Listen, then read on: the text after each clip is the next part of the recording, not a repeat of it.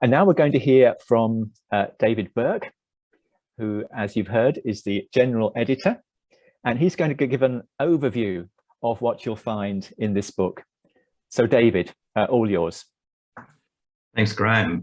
Good evening, morning and afternoon, depending on where you are.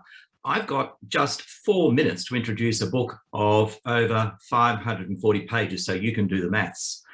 I'm going to use the image of a house. Imagine you've gone to a housing estate to see a new house that's got the whole world talking. Listen now to the description. We walk up the entrance path. The entrance path draws on a survey of global leaders in theological education. We ask them to tell us the 10 top challenges they're facing in their role as principals and such like of colleges. That's chapter 1. Of course, a house has got foundations, it's got the outside walls, it's got the roof.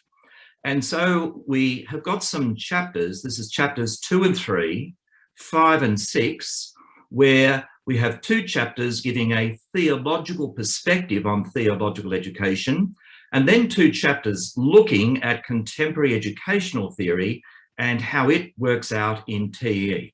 As I say, we wanted the book to have a solid theoretical framework, and so theology, then education. Now, as we walk up to the house, you might notice there's something familiar about it, because in fact, this is one of those restoration projects where the designer takes an old property, the old still visible, but it's given a new form that gives a new lease of life for a new century. And so in chapter 4, we take a long historical view of theological education in the Christian church. And then in particular, we look at the history of TEE from its beginnings in Guatemala in about 1964. So that's chapter 4. Well, come with me inside the house now. First thing, over there, I can see the kitchen. There's some people in the kitchen who are cooking up new TEE courses based on the theological and educational perspectives mentioned in those earlier chapters. Here, with the new courses, we see how TEE has listened, learned, and adapted to changing insights and contexts. That's chapter 7. I see someone over there holding a digital device and they're looking for a Wi-Fi signal.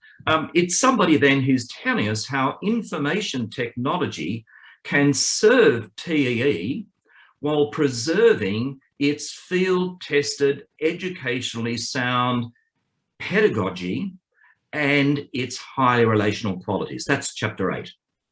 Come with me now to the study in our house. There we see a college principal and a TEE organiser. They're shaking hands because they've realised that TEE and campus-based educators can work together to build on one another's strengths and complement one another's weak spots. And someone else in the study is showing them how quality assurance can be reshaped and adapted to TEE up to the level of accredited degree studies. That's chapters 9 and 10. Whoops, there's a whole bunch of people walking through the corridors of our house, and they're saying to us, hey, what about us? There's a bunch of people on the move globally.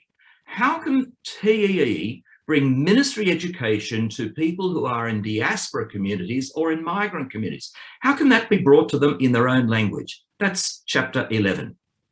I can hear a voice now from the backyard. Someone is saying, hey, there's more and more of us out here in poverty and persecution. We cannot possibly get to a campus for theological education. How can you folks in TEE, how can you bring us ministry education as we serve the Lord at the gates of hell? We really need that training. That's chapter 12. We go back inside the house now. There's a sociologist who's taking a look at TEE in Central Asia, chapter 13.